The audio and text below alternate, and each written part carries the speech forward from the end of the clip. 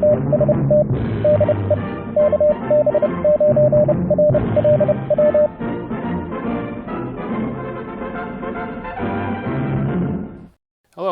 fellow hams and YouTubers.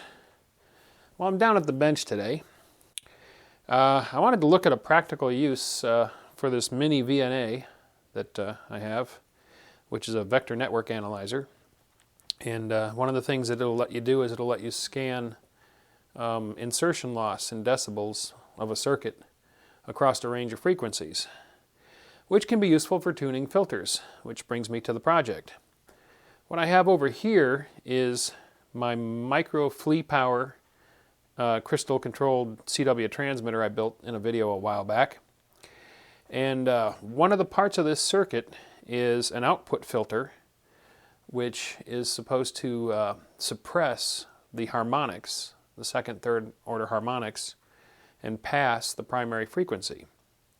Now, when I built this little transmitter, I borrowed from a couple of other projects for parts of the circuit, for the oscillator and the amplifier and the output filter.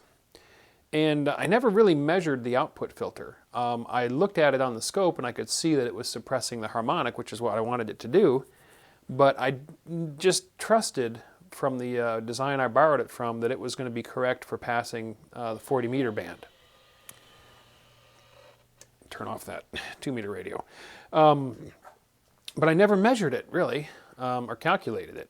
So I was just trusting that it was passing the 40 meter band. And I thought, we will measure that circuit, that filter, and make sure that it is indeed passing the signal that my transmitter is generating, which is 7.122 megahertz.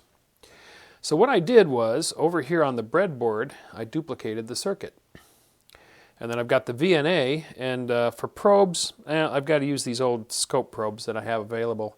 But I need to do a baseline quick with these. I hooked the probes to each other and did a transmission test with the VNA to see what kind of loss they have by themselves, because I have to factor that in when I measure the circuit.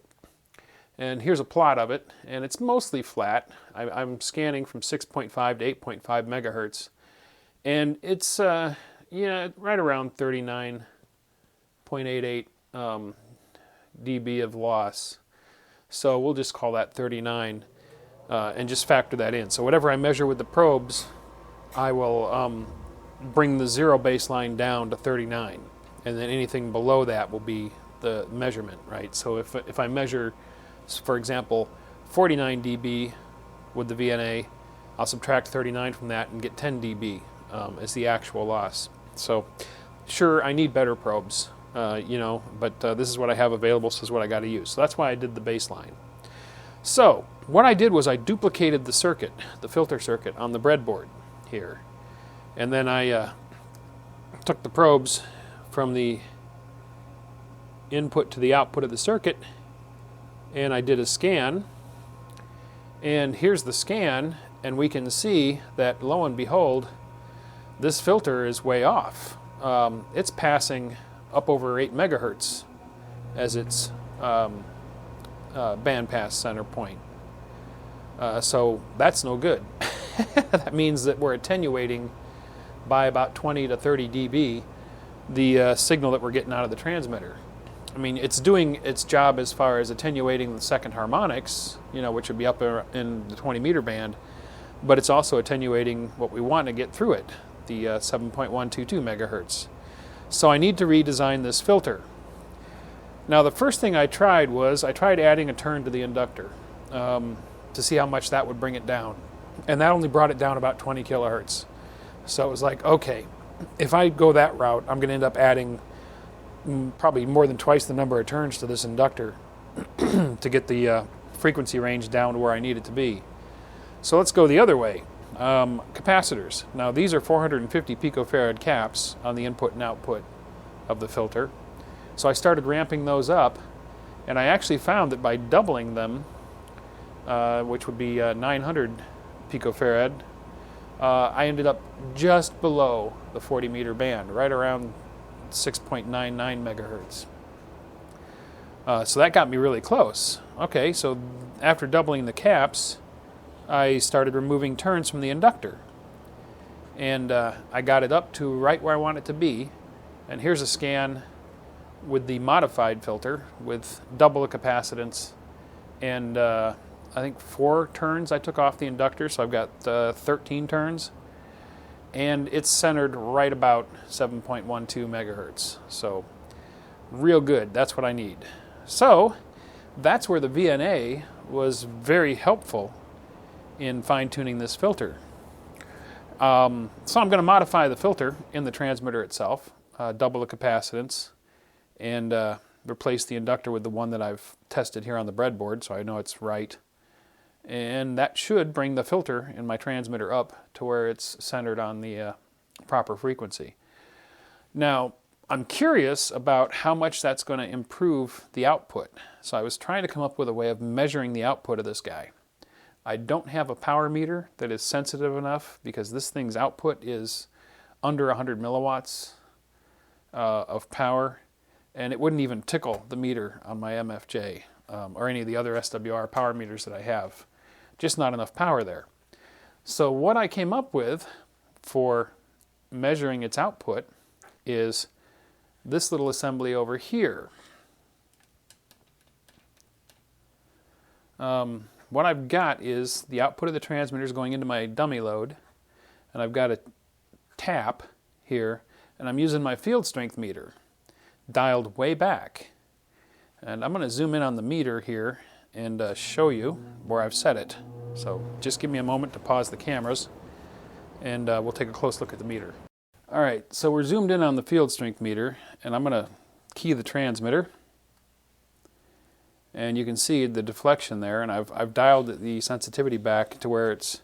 The markings on this meter aren't calibrated to anything specific. I'm just using them as reference.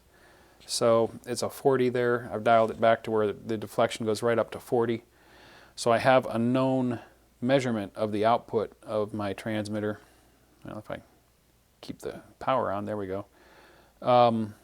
As it sits with the incorrect filter in there.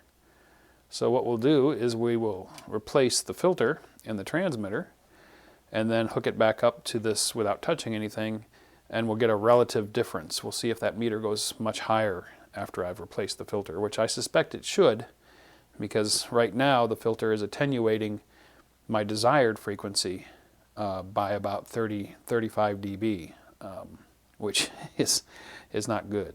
Especially when you're working with these power levels, you want to get as much out of it as possible. So I'm going to get the soldering iron heated up and replace the filter circuit in the little transmitter, and then we'll come back and we'll measure it again.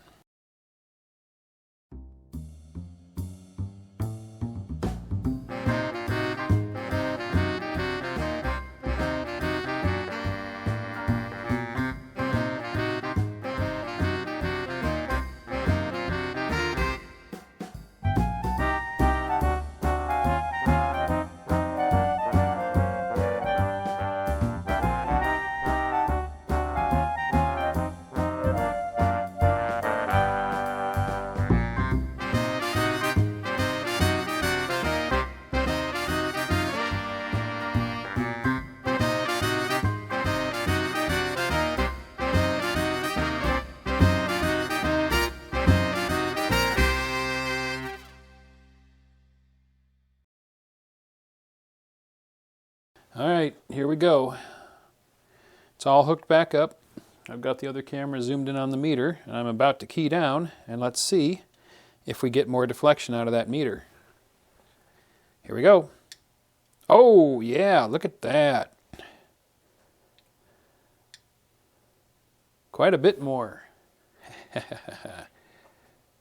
And we're still drawing about 70 milliamps, 80 milliamps. At 13 volts, so that's what, about almost 900 milliwatts or 1 watt of power dissipation by the transmitter. So who knows how much of that's actually getting out to the antenna, but definitely more than we had before. So that is a success. I've boosted the output of the transmitter by simply fine-tuning the filter, thanks to the blue miniVNA Pro. So there's definitely one way that a network analyzer can help you quite a bit when it comes to building your circuits. You can fine-tune things like your filters and get them right where you need them to be. So, there we go. Thanks for watching. If you enjoyed the video, don't forget to give it a thumbs up. Also, if you're not already a subscriber, click to subscribe. Join us on the Facebook channel for discussion about the videos. And if you'd like to help support this channel, please click to support me on my Patreon page.